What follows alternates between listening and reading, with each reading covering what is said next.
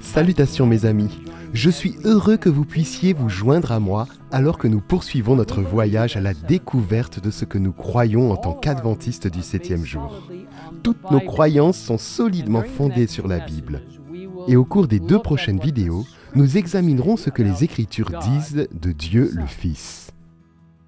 Il est impossible de saisir dans une courte vidéo ou même dans un livre massif l'image complète de qui est Jésus-Christ. Dans l'évangile de Jean, nous apprenons beaucoup de choses sur Jésus, mais même le disciple bien-aimé a eu du mal à saisir tout ce qu'il avait à dire, puisqu'il a conclu son évangile par ces mots rapportés dans Jean chapitre 21, verset 25. Jésus a fait encore beaucoup d'autres choses. Si on les écrivait en détail, je ne pense pas que le monde entier pourrait contenir les livres qu'on écrirait. Néanmoins, Jean, par l'inspiration du Saint-Esprit, nous enseigne beaucoup sur le Sauveur. Il commence son évangile par ces mots puissants. Au commencement, la parole existait déjà. La parole était avec Dieu et la parole était Dieu. Elle était au commencement avec Dieu. Tout a été fait par elle et rien de ce qui a été fait n'a été fait sans elle. En elle, il y avait la vie et cette vie était la lumière des êtres humains. La lumière brille dans les ténèbres et les ténèbres ne l'ont pas accueillie.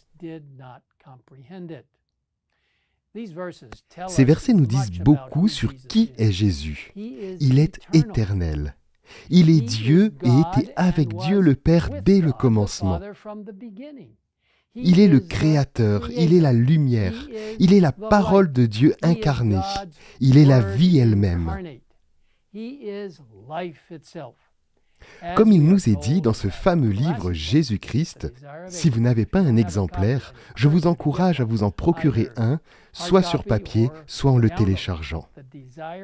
Jésus-Christ dit « En Christ réside la vie, une vie originelle, non empruntée. » Jésus-Christ est Dieu de la manière la plus absolue, et avec sa descente sur la terre, pleinement homme. C'est un mystère que nous ne pourrons jamais comprendre complètement.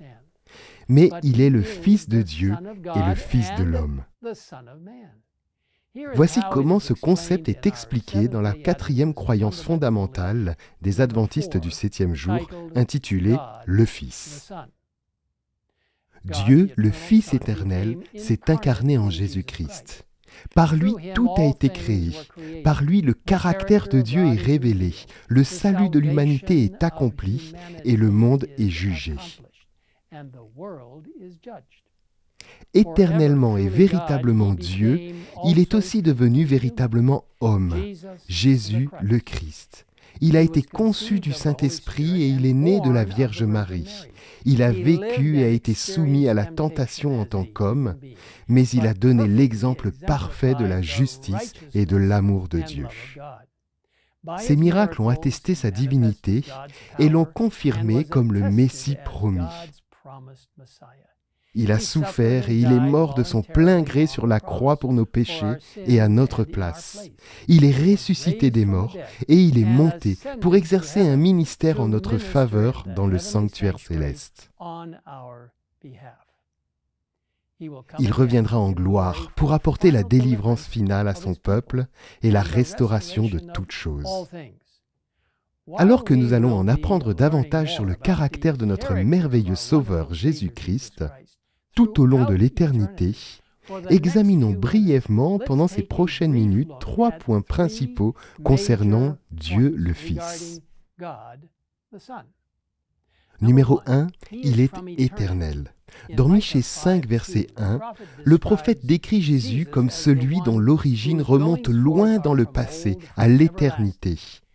Jésus lui-même a dit aux Juifs, comme l'indique Jean 8, verset 58, « Avant qu'Abraham est né, je suis. » Et dans Apocalypse 22, versets 12 et 13, il nous dit, à vous et à moi, « Voici, je viens bientôt. Et j'apporte avec moi ma récompense pour traiter chacun conformément à son œuvre. Je suis l'alpha et l'oméga, le premier et le dernier, le commencement et la fin. » Numéro 2, la mission de salut de Jésus-Christ a été établie avant la création du monde. Dans 1 Pierre 1, verset 19, l'apôtre Pierre déclare que nous avons été rachetés par le sang précieux du Christ, qui s'est sacrifié comme un agneau sans défaut et sans tache. L'apôtre poursuit au verset 20 en affirmant que Jésus a été révélé dans les derniers temps à cause de vous. Dans l'Apocalypse, Jean affirme ce point lorsque dans Apocalypse 13, verset 8, il se réfère à Jésus comme l'agneau offert en sacrifice, et ce, dès la création du monde. Numéro 3, la naissance et la mission de Jésus ont été annoncées dans les prophéties. Peu après qu'Adam et Ève eurent péché, Dieu leur révéla la première prophétie d'un Rédempteur à venir lorsqu'il dit au serpent « Je mettrai l'hostilité entre toi et la femme, entre ta descendance et sa descendance. Celle-ci t'écrasera la tête et tu lui blesseras le talon. » Vous voyez, les prophéties ont continué tout au long de l'Ancien Testament avec des hommes de Dieu parlant d'une seule voix, donnant des indications claires pour identifier le Sauveur du monde.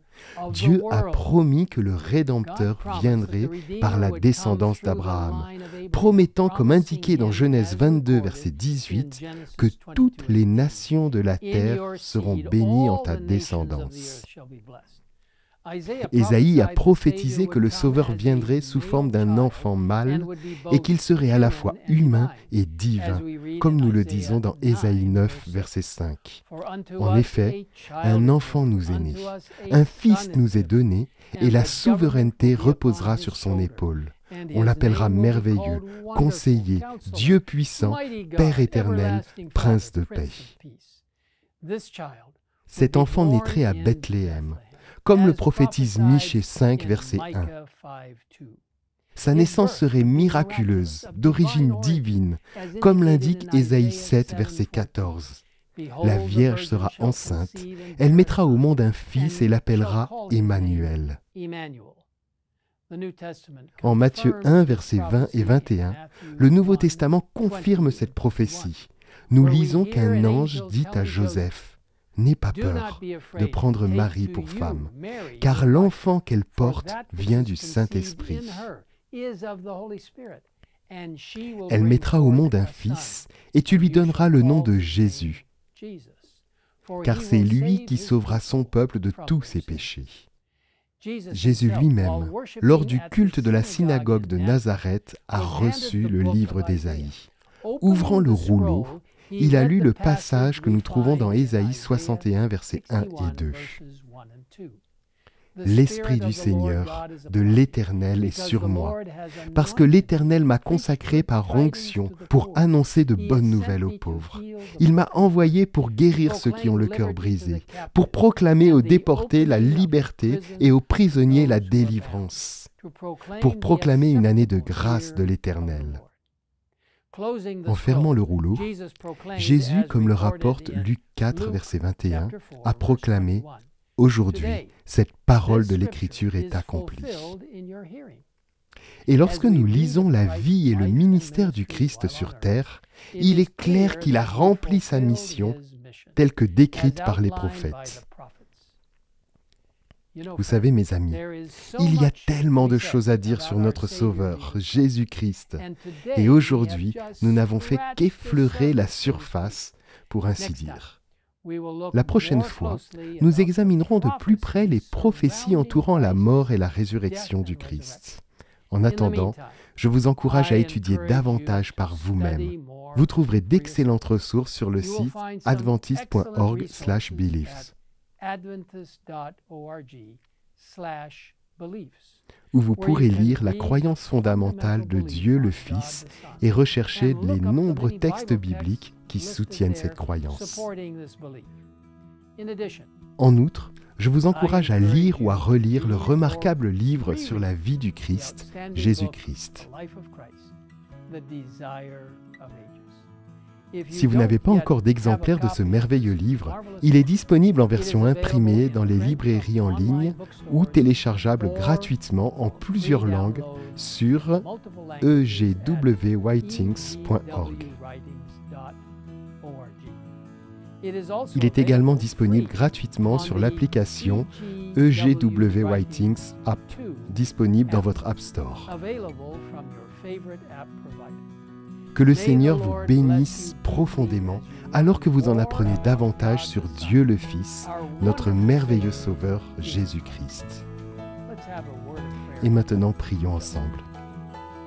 Père Céleste, merci d'avoir envoyé Jésus le Fils pour être à la fois 100% divin et 100% humain, ce qui est incompréhensible pour nous, mais représente pleinement la vérité.